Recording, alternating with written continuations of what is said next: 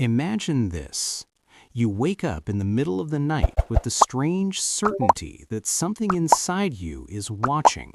Not judging, not speaking, just observing. You lie still, staring at the ceiling, and feel a quiet pull downward, not towards sleep, but towards something deeper, heavier. It's not fear exactly, it's familiarity, as if you've been here before, as if this place has always been here, waiting patiently beneath the noise of your life. During the day, you function. You speak, you scroll, you plan, you laugh at the right moments, you tell yourself you're fine.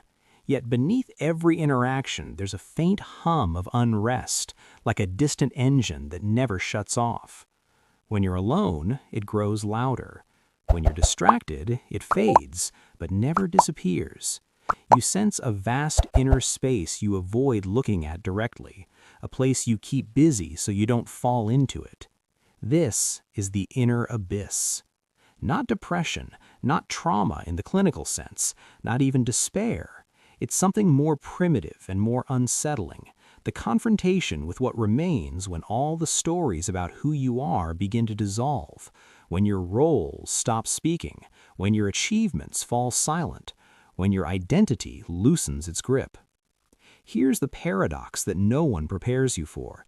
The more successful, distracted, and well-adjusted you appear, the deeper this abyss often becomes. You're told that fulfillment comes from building a life, career, relationships, meaning, purpose. But what if the very structure you've built to feel whole is also what keeps you from confronting what's missing? Why is it that silence feels threatening? Why do moments of stillness make you restless? Why does the idea of slowing down feel less like peace and more like danger? You might think the abyss is something to be avoided, an error in the system, a flaw to be fixed. But what if it's not a malfunction at all? What if it's a signal, a pressure point where truth pushes against illusion? Think about the moments you try hardest to escape yourself. Endless entertainment, compulsive productivity, noise layered on top of noise. These aren't just habits, they're defenses. And defenses only exist when there's something you're defending against. Against what? Against the realization that beneath your personality, your values, your beliefs, there's an open question you've never answered, or worse, one you've never dared to ask. Who are you when no one is watching? Who are you without the approval you've learned to crave, the identity you've learned to perform? The future you keep promising yourself will finally make everything feel real. The inner abyss isn't loud. It doesn't demand attention. It waits, patiently. And that's what makes it terrifying, because deep down, you sense that if you ever stop running, if you ever let yourself fall inward, you might not like what you find. Or you might like it too much and lose everything you'd built to avoid it. You're told that self-knowledge brings peace, yet every instinct in you resists going too far. You skim the surface of introspection but stop before it gets dangerous. You name your feelings but don't follow them to their source. You want answers, but not the kind that cost you your illusions. And so a strange tension forms. You live at the edge of yourself, close enough to feel the pull, far enough to deny it. You sense that something essential is being postponed, deferred to a future version of you who will be ready. But ready for what?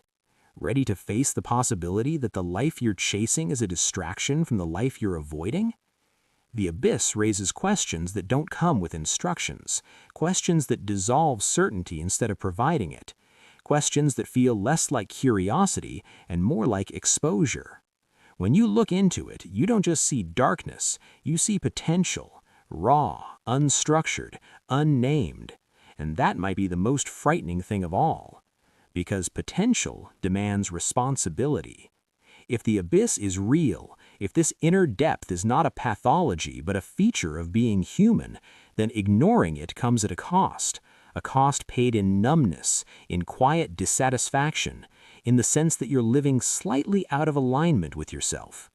And yet, turning toward it feels like rebellion against your conditioning, against the rules of modern life, against the comforting lie that everything important can be measured, optimized, and explained away. So the question lingers, unresolved and unsettling. What if the abyss you fear is not where you'll lose yourself, but where you'll finally encounter what you've been running from? And if that's true, why does nearly everything in your world train you to look away? To understand that, you have to uncover where this abyss comes from and why it has been so deeply buried within you.